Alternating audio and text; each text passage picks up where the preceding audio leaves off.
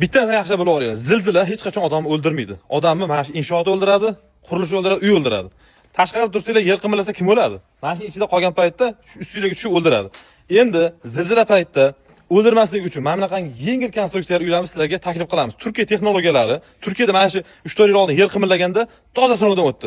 Hamma domdagilar o'lib ketsa ham, mana shu uydagilar o'lmadi. Bu o'zi zilzila paytida yiqilmaydi, lekin yiqilib ketsa ham ustingizga Xudo ko'rsmasin tushsa ham yengil konstruksiya. Ko'rishinglar mumkin. 12 kunda mana shunaqa holatga keldi. 12 kunda sendwich panel yengil bo'ladi. Masalan, sendwich panelni ko'rsataman.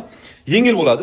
Tomlari полностью mana ochiq holatda atila sizlarga ko'rsatib dedim. Mana ichkari USB, tepasi profnestiv, ichida mevata. Hammasi yengil narsa, hech qaysi yonmaydi. Sizlarni qulayligidan o'ylab, issiq sovuqga juda ham chidamli. Mana sizlarga sendwich panelni ko'rsataman. Bu materialimiz O'zbekiston GOP standartidan o'tgan. Qurilishga faqatgina mana shunga ruxsat beriladi. 10 sm 100 plotность, ikki tomoni 320 qalinlikdagi metal bilan qoplangan. Buni sifatsizlari ham bor. Sifatsizlar bir yoq tomoni yupqa material bo'ladi, temir. Uni ichkari tomonga qilib, tashqari tomonga qalin materialni qo'yib olishadi. Biz unaqa qilmaymiz. Samarqanddagi zavoddan eng sifatlidan olib kelib sizlarga ishlatamiz. 12 kunda mana ko'rib turibsizlar, malarkadan chiqdi. Kafillarimiz уже mana polni terilyapti, paddonlar ham mana yasalyapti. Elektrik ishlar polni tugagan. Elektrik bitta yoqda yonadigan holatga kelib bo'lgan.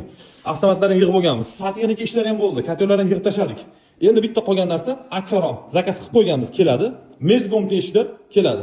Tarket qilamiz, bo'ldi chiqib ketamiz. Nima deb o'ylaysizlar? Necha kunda mana shu aytgan narsalarimga vaqt ketadi. Kommentariylar izohlarda o'zingizlar fikringizni qoldiringlar. Kimga mana shunaqangi zilzila bardoshli, issiq sovuqga chidamli, hamyonbop, tez bitadigan uylar kerak bo'lsa, hoziroq kommentariylarda plyus belgisini qoldiringlar. O'zimiz sizlarga aloqaga chiqamiz.